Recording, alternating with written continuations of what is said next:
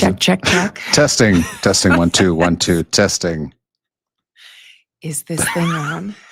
That gets you every time. Good morning, everybody. Let's get this on the rails already. We're already off the rails. It's only 10:30 in the morning. This does not bode well for the rest of the day. Nope. Good morning, everyone. Happy Thanksgiving Monday to you. I'm Sara Lusky. He's Jamie Thomas. You are joining us for the latest edition of Check-In as we get you set for Game 3. The Winnipeg Jets playing the New York Islanders today as they kick off this 2-game road trip. It's the first road game of the season. Yeah, and a lot of new faces on the roster, obviously. Mike McIntyre was asking a lot of the players and the coaches about, this is a great opportunity for the players to get together. But they've had a lot of team building events leading up to the regular season. Yes. Of course, there was the golf tournament, right? Yeah. And then there was a dinner for everybody as well. So although this is great to have everybody out on the road, they've been building already, and you can kind of see that already. And it's great to see, especially with all the new faces on the roster. Yes. And that's one of the things that we always talk about. Getting out on the road, how important it is for the group early. So it will be good for them. I think they'll have a day off tomorrow. So it's for only 2 games in a condensed schedule. Yeah, it really is a long road trip when you think about it. They're gone almost all this week. Yes. But anyways, it'll be good. But yeah, I think this is a team that seems to be gelling off the ice well, and we're starting to see the signs on the ice as well. Yeah, and I mean, I don't think there's the one thing we've already addressed a lot over the last 2 years is the culture they're building, the family that they have. Although there's some key components missing from the roster already, the new guys have filled in nicely and are starting to look more and more comfortable as we go along here. Well, it's great to see so many of you in the chat already. Love to see it. Happy Thanksgiving to all of you as well. Great to be able to see you on Reed's Good Morning from Vegas. Yeah. Well, excellent. It's an early, 8:30 in Vegas? Yeah. Is it an hour before? Yeah. Or 2? If you're up that early in Vegas, maybe Reed hasn't gone to sleep yet. Maybe Matt, right. I will try to not take shots at Jamie today. Not guaranteed, though. He's such an easy target. I mean, you're not wrong. That is fair, Matt. You're not wrong. That is 100% right. Let's get all of you started, though, with the thoughts on facing this Islanders team. Yeah, I mean, they're 0-2 to start the year. Patrick Waugh has, been trying to get this team back to their glory days. Obviously, they have great goaltending. Ilya Sorokin will start in goal. That's one position they've had under control recently. They have a fine young superstar that they drafted first overall this past June. He's certainly a special kid and a special player. We'll get to him momentarily. But, the Islanders are not one of the more exciting teams. When you think of the up-and-coming teams or the teams you want to watch, they're not on the top of their list. But that being said, they are hard out all the time whenever it comes to the Jets playing against them. And a lot of that is the system they play. They're tight defensively. They have great players like Matthew Barzal and Anthony Duclair. And then of course we'll get to Matthew Schaefer here in a second. But it's never easy whenever the Jets go to face the Islanders on the road for whatever reason, especially in this new arena that they have. So tough start to the road trip. Yeah, absolutely. But they left Canada Life Center with a win and feeling better about their game. Right. For it, we know that they weren't happy with the effort. Effort isn't the right word. With the result in the season opener against Dallas, but they leave their 2-game homestand with a .500 record, 1-1 on it. What'd you think about the game against LA, which was an afternoon game? This is 2 afternoon games in a row, and it's throwing me off. It's throwing all of us off, I think. Yeah, because it's funny whenever you watch pre-game or post-game interviews, how players will still say tonight. And they'll forget it's today, which you can totally understand because the majority of their time is spent at night playing games. So it was a typical Winnipeg Los Angeles game, and Winnipeg came out like gangbusters to start, and then the Kings took over the second period, and you're like, wow, because you really see how good LA was at that point. Because I thought Winnipeg was dominating. And in the third period, Winnipeg just does enough, namely the top line and Mark Scheifele doing a lot of the work to get the win, but. Never easy to beat the Los Angeles Kings, but full credit to Mark Scheifele, a tremendous performance, game-tying goal in the third period, and the winner as well. Yeah, I mean, that top line of Scheifele, Connor, and Velarde has scored 5 of the 7 goals, obviously. Kyle Connor with the hat trick in the first game, Mark Scheifele with the 2 goals in the last game. And you mentioned LA, it's never easy to beat LA. The Kings were the one team last season that the Jets did not register a win against. So good to be able to check that box off already. Yeah, only played them 3 times, but again, a very difficult team to play against. And You think of the Jets' schedule to start off as you got Dallas, who went to the Western Conference Final. You got LA, who probably should have went to the Western Conference Final as well. But Edmonton took care of that in the opening round after them getting out to a 2-0 series lead. Let's quickly go to the question of the day. We saw it going up a little bit there across the bottom, courtesy of our good friend Zach. We were going to ask you what you are thankful for in the Winnipeg Jets, but we did that last year. Yeah, mix it up. So I like this one. Sarah came up with what is your game day superstition? And the reason why you said that, because you were sitting in the press box the other day and we had a couple of superstitious people. we have many superstitious coworkers. Yes. But with this particular one, it was the season opener and game was very close. And then all of a sudden we know that there was that quick stretch of 3 goals that the Stars scored. So the person that I was standing with said, who shall remain nameless, I cannot stand here anymore. I have to leave. Yeah. Right after they left, what happened? Come back. Shorthanded goal. Yeah. Boom. Another shorthanded goal. Right. So it became one of these ones we're going, I don't think that we can stand together anymore during games. So what is your superstition? Because we always hear players who don't like to say they're superstitious. Usually they just like to say that they're routine oriented. Yeah. Do you have a routine or a superstition that you like to go along, whether or not it is setting up for the game or during the game? If you are, there's a great one. There's a good one already too. Here, hold on. I'll throw it up. Sorry, Zach. This is the first check-in with Sara and JT wearing pajama pants. If they win, my new superstition is all check-ins will need to be hosted in pajamas. That's a great one.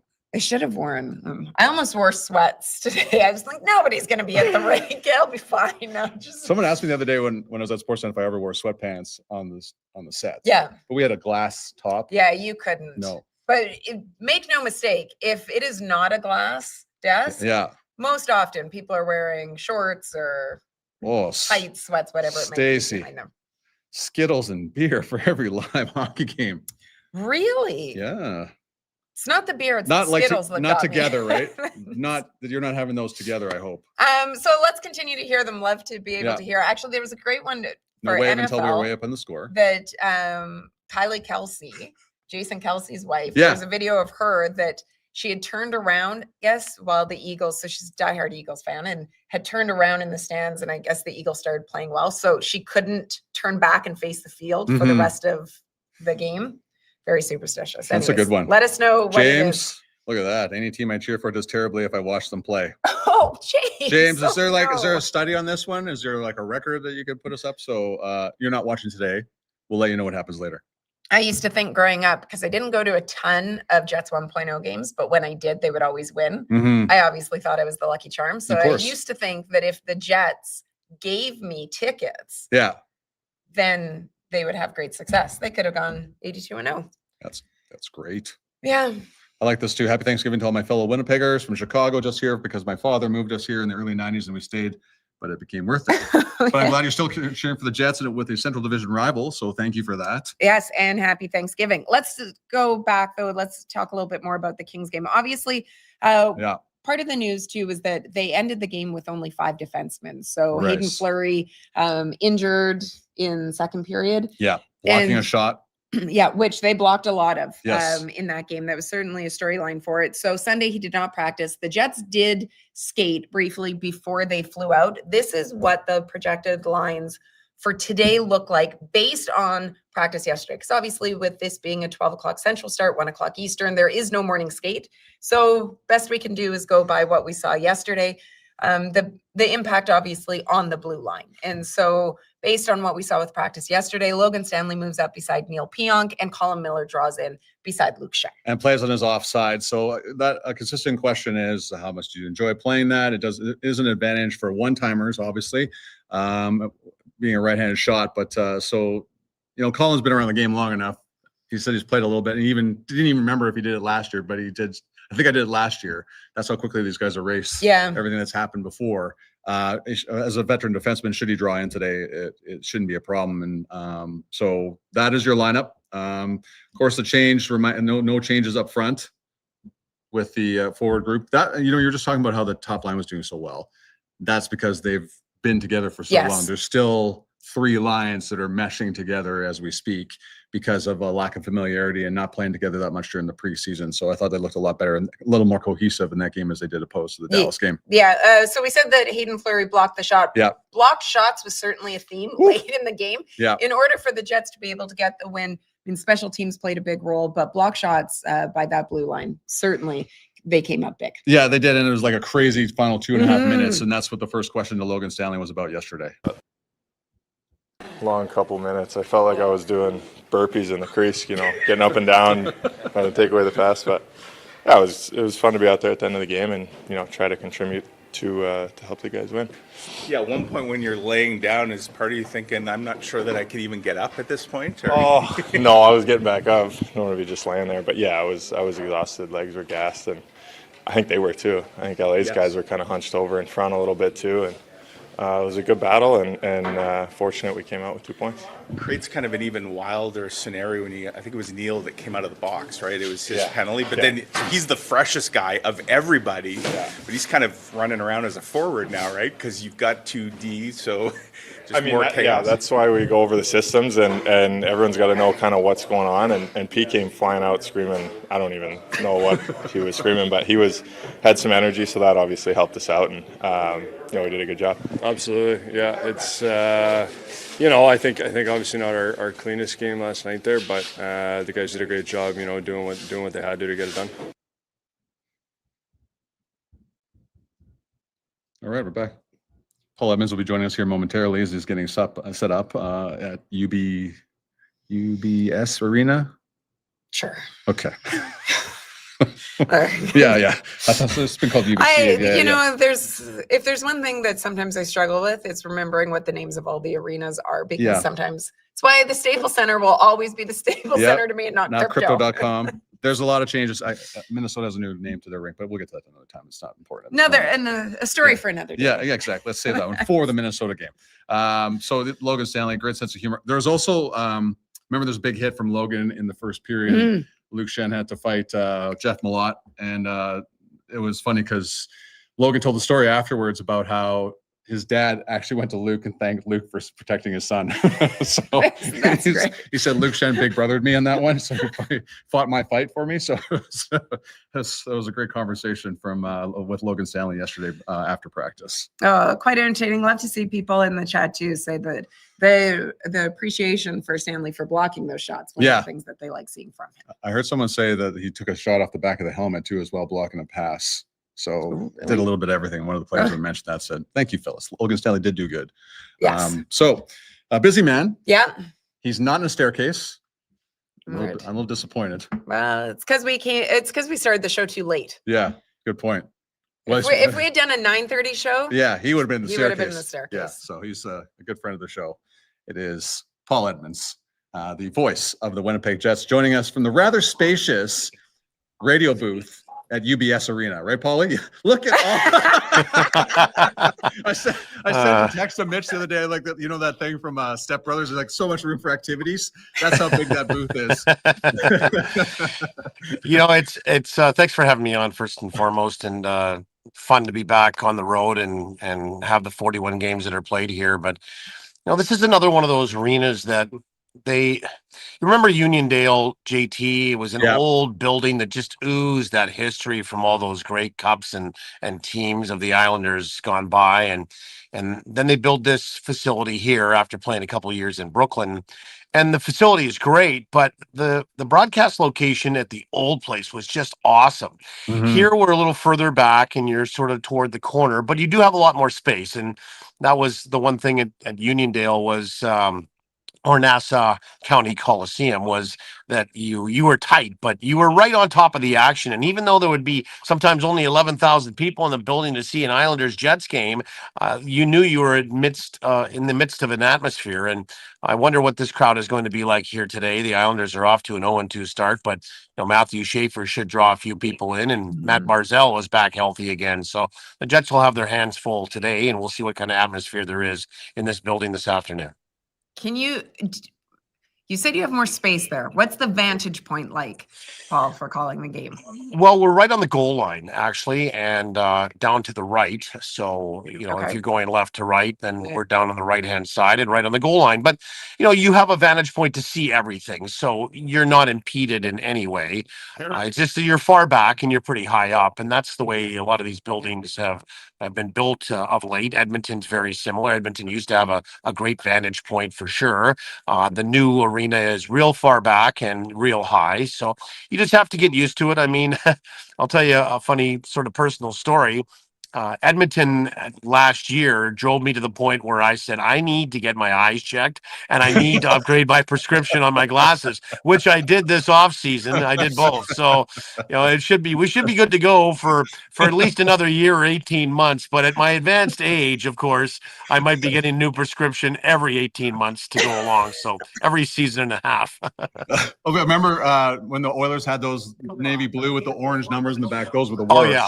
That was horrible. Terrible. I mean, it was really hard to differentiate between, what was an 89 and a 98 sometimes, right? Or if you had two numbers that were similar, a 26 and a 28 sometimes would be difficult. So anyway, I digress. I mean, it's not really that big of a deal. It's not that much of a hardship here. We're in the National Hockey League calling hockey for a living. So, like, just suck it up, Edmonds, I think some people would say.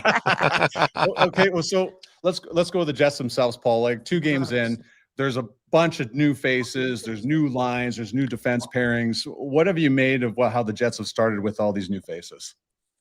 Well, that's the interesting part. I mean, if you include Nikita Chibrikov, who, I mean, got less than a cup of coffee last year with the team. I mean, he played some games, but there's 5 forwards that weren't full-time here last year on this team. So you've had to integrate those players. And Jonathan Taves being one, Gus Nyquist another, Tanner Pearson, Cole Koepke, Nikita Chibrikov. So you think that, your foundation is here, and it is, but there's 5 players on the forward core alone that have to get up to speed with who they're playing with, how you play the systems, so that you're not thinking about the systems. You're just reacting to how you're supposed to roll them out. And that's the difference. And once you start to get comfortable, there's less thinking, just more action and more reaction. So I think that everything has gotten certainly better from game 1 to game 2. We'll see if that now allows them to take another step from game 2 to game 3. But here's the difference. I mean, did you feel they were a little nervous on Thursday? Did you feel they were a little out of sync at times? Yeah. I guess so. You could make that argument on Thursday night, certainly against Dallas. But I thought that they were way better on Saturday afternoon against the Los Angeles Kings. And part of that was the comfort level, the speed factor.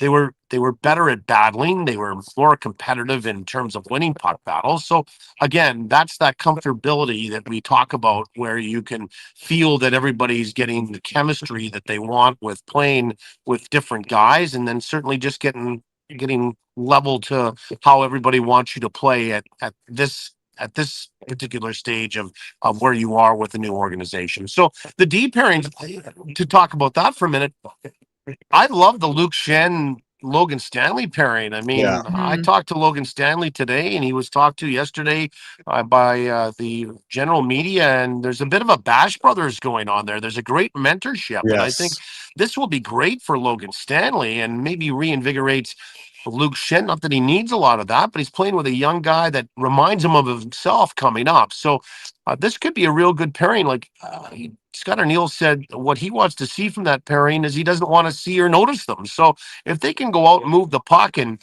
be physical and block shots like you've talked about, JT and Sara, that last couple of minutes, and Logan Stanley blocking shots blocking passes off his helmet and whatnot. I mean, that's what you want to see when the game's on the line. 2 big bodies there that are getting in front of high-powered shots. So from that standpoint, from the forwards and on the defense, I think there's been some integration here, but every team has it every year.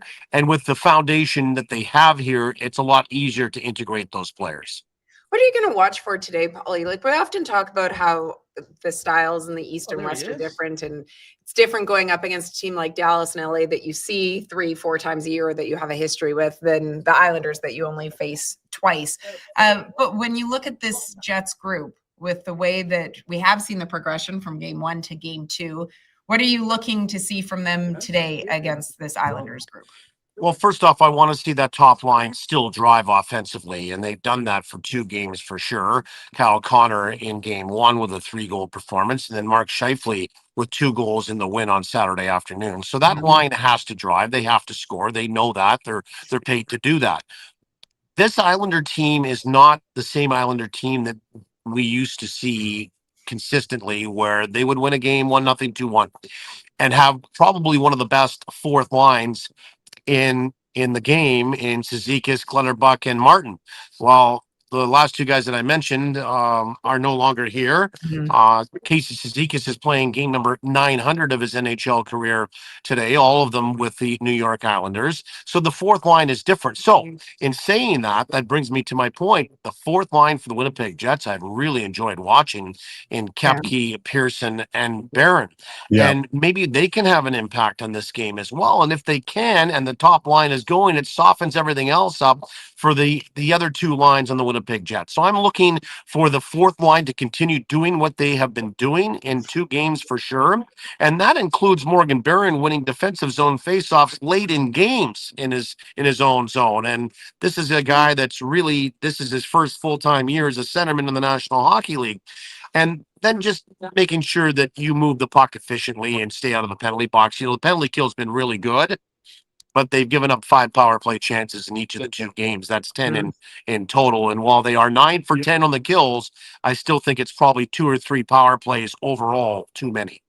Before I let you go, buddy, I know you got to get ready for the game itself. We're asking our viewers, what's your game day superstition? And I've been with you in the booth for 3 years and traveled with you over time. But what's your game day superstition before you go to the broadcast? JT, I'm surprised you asked me this question, because you used to bug me. What did you used to bug me about after we would have the meal? Your pills. Yeah, that's right. I would take that. That's why don't you tell the story? It's just I take my vitamins. Yeah, I take my vitamins and an acid reflux pill every single game day at the same time. So you can enlighten our listeners on that. Yeah. He brings it on the table, unfolds it because it's pulled up perfectly, and there's the vitamins. The acid reflux was working with me for 3 years, so that's that's well, I used to take 2 with you. I only take 1 with Mitchell now. And Sarah would go with you because of my my lack of preparation sometimes. Just likes to roll the dice, Polly. Yeah. No, there's certain ways I have things laid out, and there's certain times of game day, depending on the time of game, that I do things. And one of them would be when I take my vitamins and my acid reflux pill after the pregame meal. Buddy, thanks as always for coming on. Have a great no problem. And we'll talk to you soon. Yeah. All right. Talk to you guys when we get home again. Yep. See you. Okay. Bye, Polly. The best. I love the way that you just teed him up for it. You knew exactly what it was going to be. Because the exact same thing with the microphone. I did this all the time on the radio broadcast. He would throw to me out of the lead. He'd read this perfect lead. Yeah. And I would start talking and my microphone would be turned off. So it's just. You even had that issue then? Oh, I told you. I came from television where everybody did everything for me. So it's just like I'm a smaller version of an athlete, where everyone has to think for me, and then all I had to do was just react on the set. That's it. That's why we have the problems we have today. You're welcome, everybody. You know what? When Paul was talking about how Nassau Coliseum used to be, that it was one of those buildings that was just, it had so much history, and it lacked all of the modern amenities for it, but it had personality. I did the Islanders Penguins series. I can't remember which year when. Like, what a fun series to cover. And so the Penguins ended up winning that series. It was just the atmosphere in there was incredible. Then when the Penguins won, though, I mean, Islanders fans were obviously not happy about it. I remember doing an on-ice interview with Sidney Crosby afterwards, and we actually had to move towards the glass so they couldn't be behind you. Well, because they were chucking stuff on the ice. So I thought, where am I? This is unbelievable. So it was but there was something, as much as I say it was crazy. there was something that was so unique and so special about it. So we mentioned that the Islanders 0-2 to start the season. They lost 4-3 to Pittsburgh, 4-2 to Washington, out of the playoffs last year as well. They dealt with so many injuries for them. So and Barzal was one of them. Yes. Yeah. So this is what, do we have what?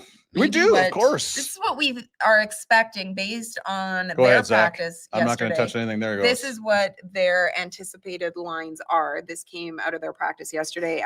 They have said that Ilya Sorokin will play. He's 3-2 against the Jets. Career with a .932 save percentage, 2.03 goals against average, and 1 shutout in those 5 games. But really, when you look at it, to me, what intrigues me most about this team, actually, so first, Jonathan Drouin draws back in the lineup. one he game was suspended suspension for 1 game, so he goes back in on that top line. But it's really Matthew Schaefer is who I want to be watching. The youngest defenseman in NHL history to get a point in his debut, beating out Scott Niedermayer, who did it in 1991. The youngest player to record more than 25 minutes in a game. He played in his second game 26 minutes. He had 1 goal, 8 shots. Incredible. Second youngest Islander. Right. To score his first career goal. Here is my question. This could have been my question of the day for fans. Right. Would be, who was the youngest Islander To score their first goal? to score first goal? And I ask you this, obviously, because they were playing the Winnipeg Jets. So this is not just randomness. There is a connection here. It would be Bob Nystrom. No? A Jets connection? Yeah. Okay, I'm missing the boat here. Go ahead. Nino Niederreiter. Oh, because for those that don't remember, I mean, he has played for Drafted by teams, the Islanders. Drafted by the Islanders in 2010, 5th overall. Yeah. So Nino Niederreiter was the youngest Islander to score his first career goal. Matthew Schaefer becomes second. Schaefer selected 1st overall in this past year's draft. And Great story. Tremendous story. He was tremendous in the interviews that he did on that day and since then. So great to be able to see him have early success the way that he has. Looking forward to watching him today. And, you know, regardless of which team you cheer for, I think that as sportsmen, so many of us cheer for good stories or want to see good things happen to good people. To good people. And certainly that seems to apply to Matthew Schaefer. You heard Paul talk about, before we were going to get to this, before you heard Paul talk about the penalty kill. Yes. Talking about, you know, not great that they're taking so many penalties. Obviously, it's not something you want to play with, but they are 9 for 10. They have 2 shorthanded goals. Yeah. Almost a third, because Morgan Barron out wrestled Quentin Byfield for the puck in the Jet zone. They got the puck up to Scheifele, and he gets the goal to tie it with the penalty winding down. So they're 9 for 10, 2 shorthanded goals. So Mike McIntyre asking yesterday about the dangerous penalty kill. Like, you just want to kill penalties, but there's an offensive flair to them because of the fact that Kyle Connor and Mark Scheifele are killing penalties a little bit more this year. Here's that answer from Scott Arniel and, of course, Logan Stanley. Yeah, well, it gives us life for sure, and you know, if you're a threat on the kill, it gives a different element. I don't think we're going to keep running at the same pace as we are right now, but yeah, it's nice to be able to have a threat and, you know, get a few shorties throughout the year, and you know, we got good players on the ice that can finish when they get chances. Yeah, it's been good. It's been really good, and. The one thing kind of about the league, it kind of, you usually see power plays start slow, penalty kills start strong. That's great. Last year we were the opposite way, or it took a while for, just because Dino coming in, a new look, kind of, we were doing some of the things we were doing different. It's nice that the guys are all fresh with it. We kind of just carried it over from last year, and you know, so there's a lot to build on. We got some new bodies that we're teaching, but I really like the way that those guys are grasping how we're killing, and yeah, so far it's been good. Hopefully, obviously, going down the road needs to be just as strong. There he is, Scott Arniel and Logan Stanley. He talked about Dean. That's Dean Chanel, one of the assistant coaches of the Jets. Yep. Speaking with the players, they said this second year under Chanel's penalty kill system, it's more now they're just reacting instead of thinking about everything. And Josh Morrissey was saying on the penalty kill, if you are 1 second off, you'll miss a pass. That if you're not in the right lane or whatever too. So that's the part of where you're thinking instead of just reacting, or thinking as opposed to reacting, and they're getting more comfortable. And you're seeing that their penalty kill has been very good. And the only goal they've given up was at a 5-on-3 that they had almost killed off. So while you don't want to continue to keep playing with fire, at least you have that comfortability and, you know, reliance on your penalty killers that they can get the job done. Yeah, great to see the success early on. I mean, other than those teams, I think there's 6 or 7 teams that haven't given up a goal yet shorthanded, but otherwise Jets with 90% have one of the highest, Yeah. next highest PK. But look, at any point, as they all said, you love to see it have success when it's called upon. You do not want to see it called upon on the average 5 times in a game, because you are just playing with fire, regardless of how great your PK is. And you don't want to put them in a position where they have to be blocking that many more shots. Because I'm sure Logan Stanley doesn't want to be on the ice for 2.5 minutes at the end of every game, if that makes any sense. So 100%, but great effort by them. As we get ready to wrap up, just a reminder that the game, so it gets going in an hour out east, so that'll be 12 o'clock Central. You can listen to it on CJOB, on Power 97. CJOB's pregame show will be underway. TSN does not have a pregame show today, so they will get going right at 12 o'clock Central. I like, a lot of people, there were a couple people that had guessed Niederreiter, which is great. But what I'm loving is that it seems to be a lot of talk about the Slurpee addition to Canada Life Center and how people are big fans of being able to Okay, so I move. get Slurpees. I move here. Yes. And I'm hearing it's the Slurpee capital of Canada. No way, because I thought Alberta was, but now that I've been around long enough. I think we're the Slurpee capital of the world, aren't we? Well, probably. Probably. Yeah.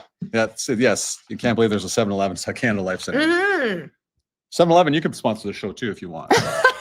We're taking anybody right now. In fact, we'll if you have want, Slurpees. I could do the sugar intake. He doesn't love sugar to the same extent I do. But. Well, in different forms, because I will apple fritters, cookies, pie. As we were just talking about, my wife made an amazing pumpkin cheesecake yesterday.